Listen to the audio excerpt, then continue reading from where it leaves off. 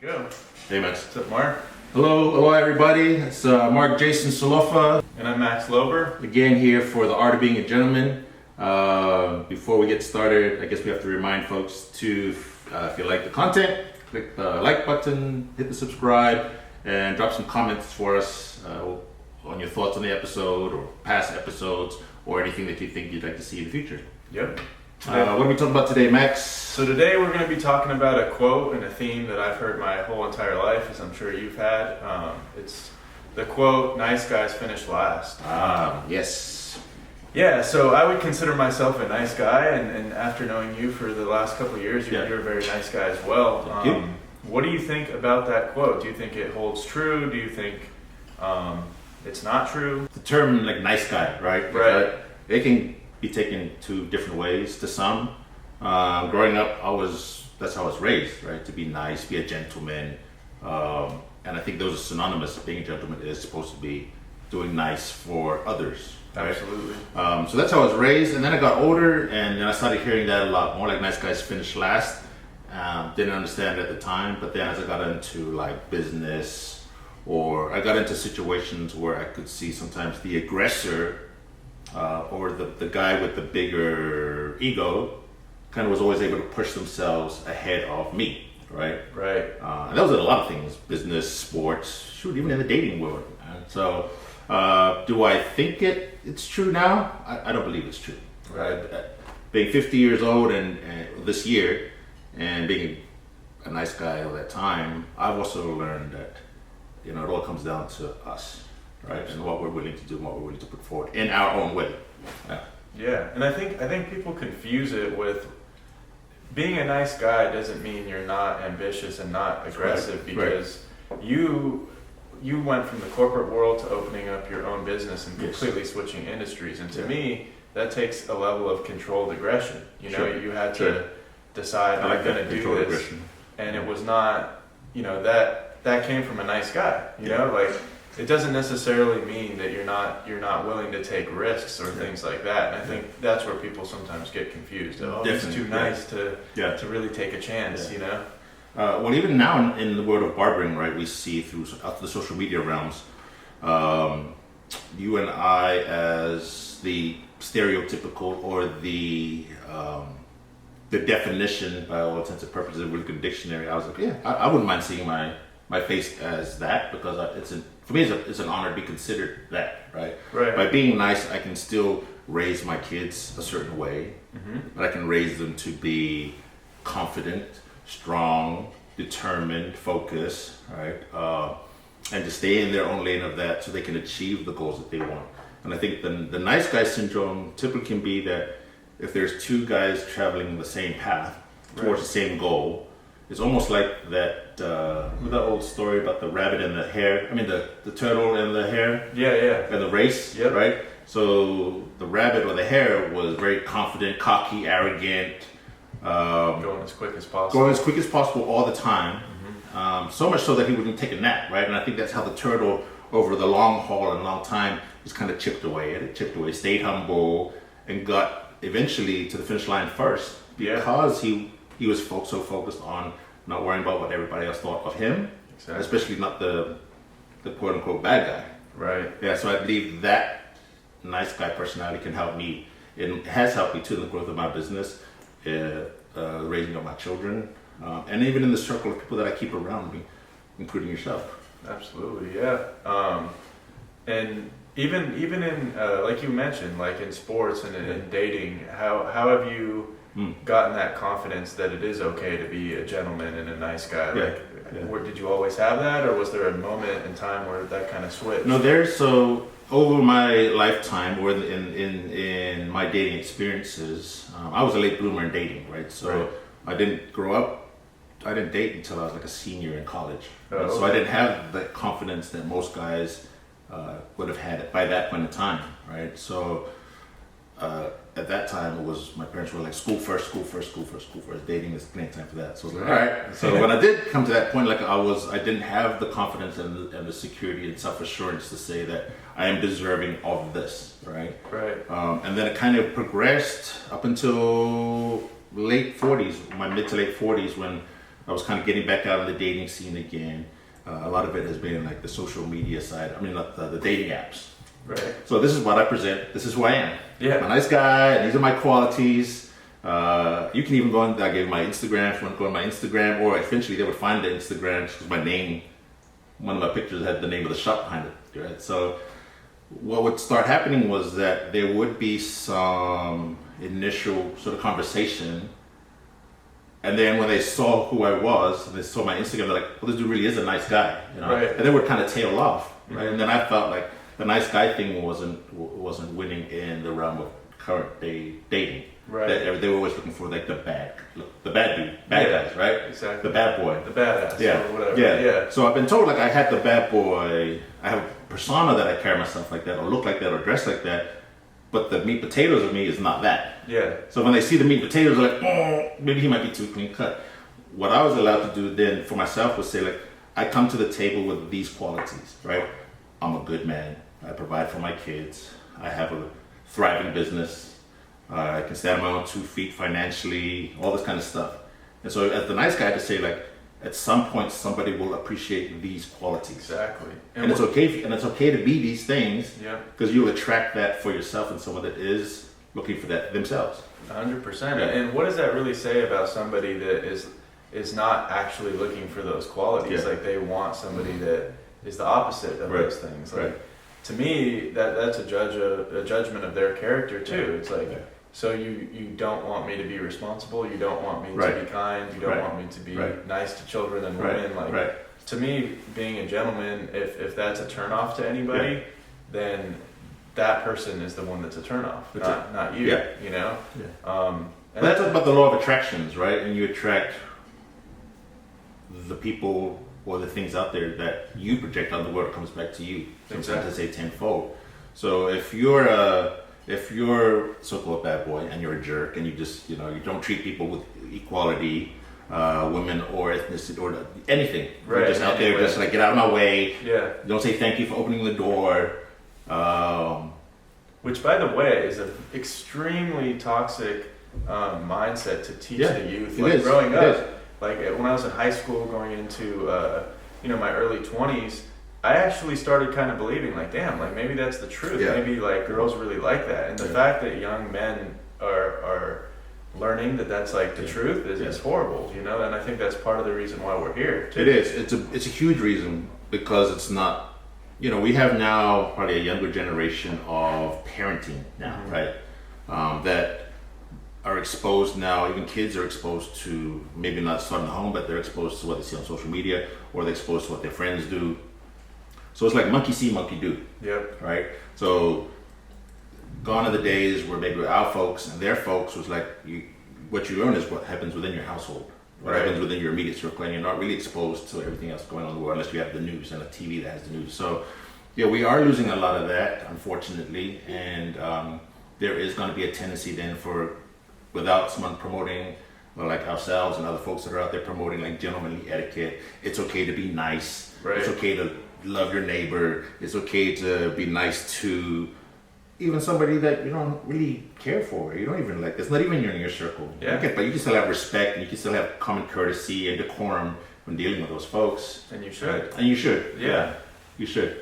And even in the music, Mhm. like you don't Mhm. new music that's coming out. It's very different from the themes of the music from the 50s and 60s, Without doubt, yeah. And I think that's part of the reason we like to hear that in our barbershops is because Yeah. it's kind of promoting a more positive message to, Yeah. to the young men, Yeah.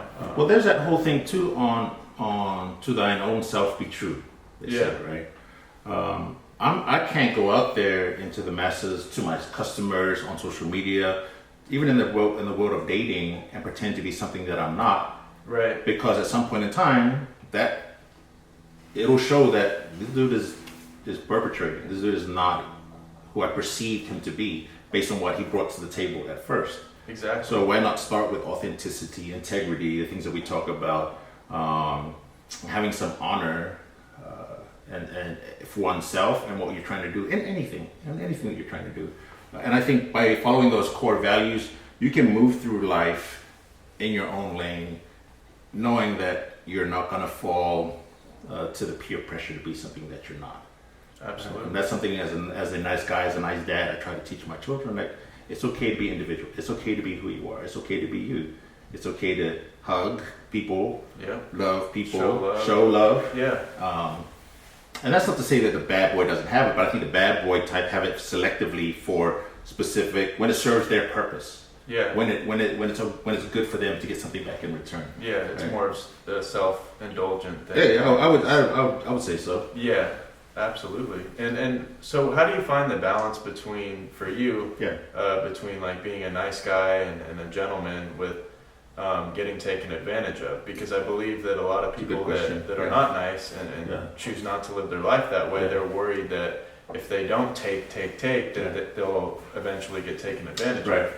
Yeah, that's a good question, and something I was thinking of before I met you this morning was that there's, as have you, I've been taken advantage of many a time because of the niceness, right? Right. It's because folks will see, like, they'll push the envelope a little bit more to see how much I would tolerate, even as a friend, as a coworker, even as a business owner.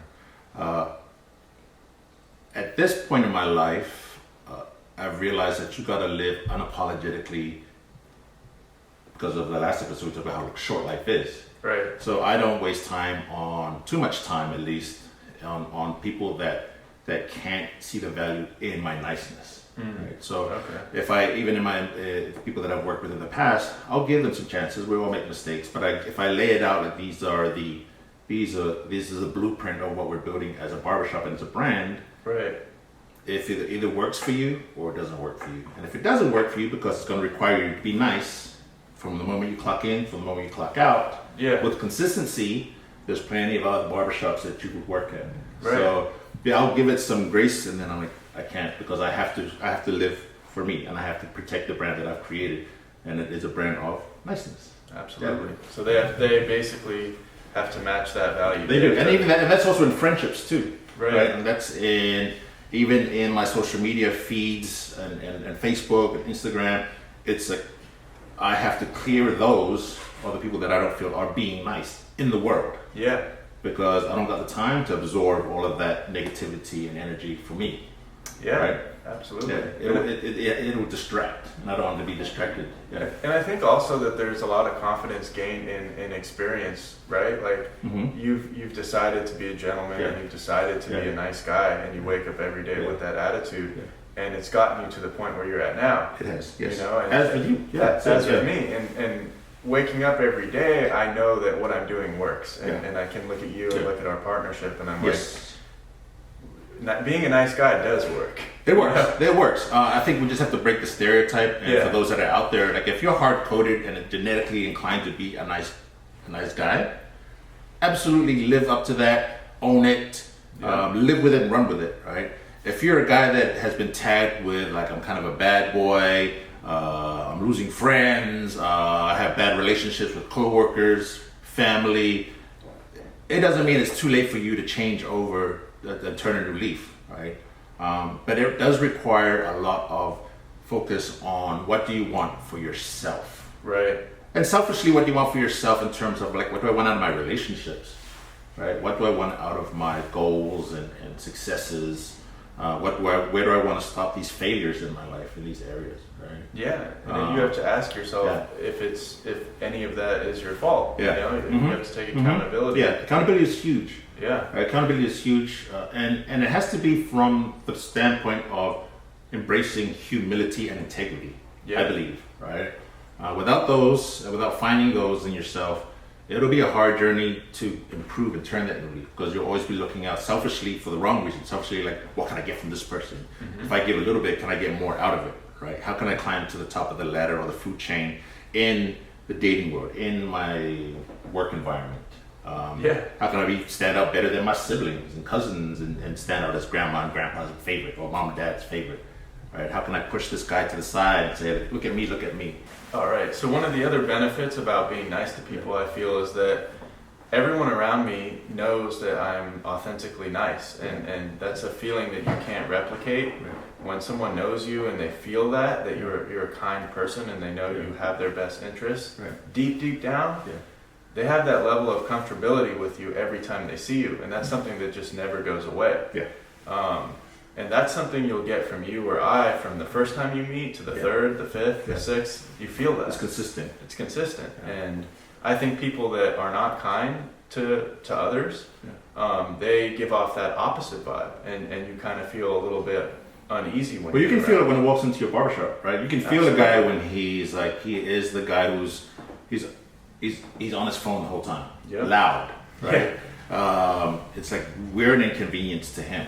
Yeah. Like, that is not being nice, because that means typically the guy that is consistently like that when he comes into the barbershop expects everyone else outside the barbershop to be that in his, that to play that role in his life. It's to accommodate me, serve me, put the focus on me. Right? Yeah, it's a very selfish outlook. A very selfish outlook. And I think that's a lot, even like if you're at the bank, you got some guy that's just loud, right? That may be his personality, that's or a cultural thing, but I think there has to be some consideration too, and I think that comes from being a nice guy, is like this consideration of the other person. It's not just always about me. To the point where you're almost at a fault as a nice guy to say like, I'll put your needs before my own.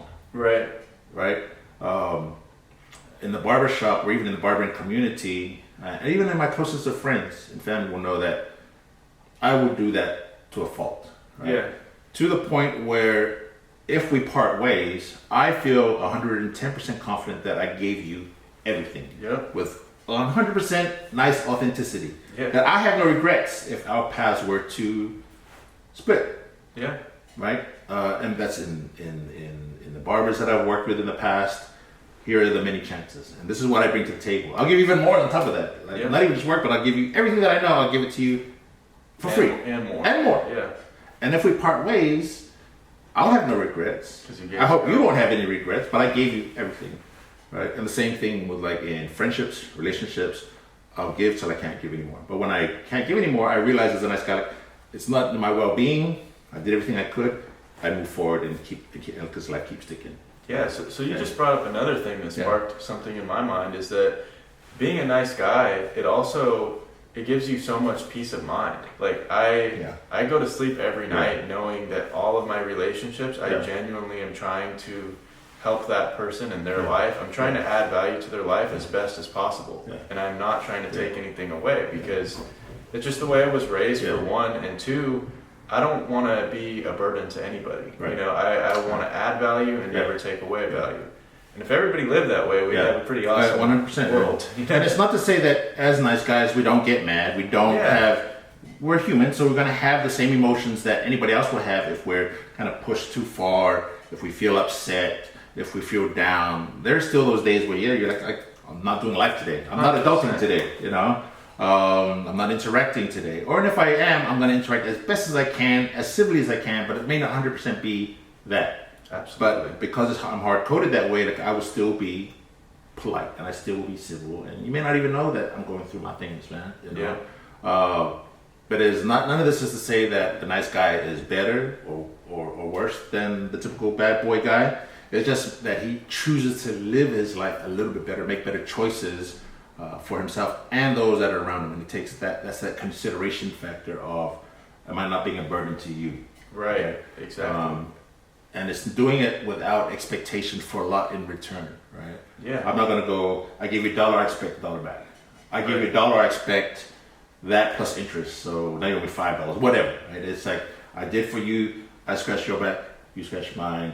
Love thy neighbor, I think is one of the commandments. It is one of the commandments, and you expect people to, as another golden rule, not just because we talked about the last guy, nice guys finish last, is that do unto others as you would want them to do unto you. Treat others how you want to be treated.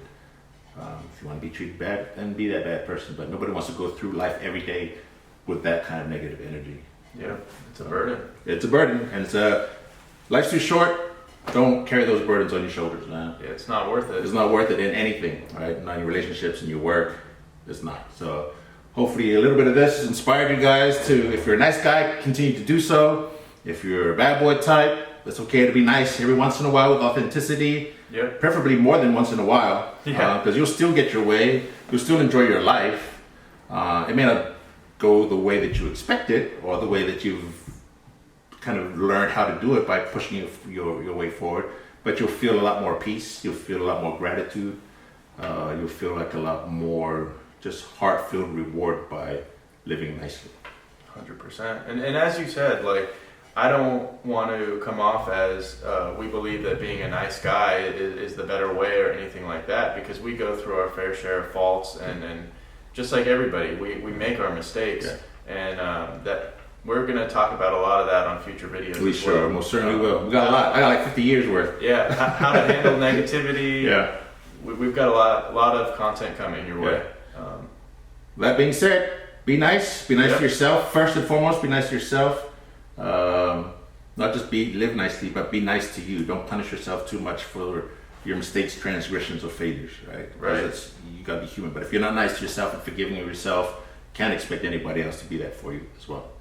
Good. That's a big one. Yeah. Man. All right. Thanks, all right, Max. Mark. Thank you, and thank you again, everybody. Remember, like, subscribe, comment, and look out for our next post soon. Thank you. Aloha.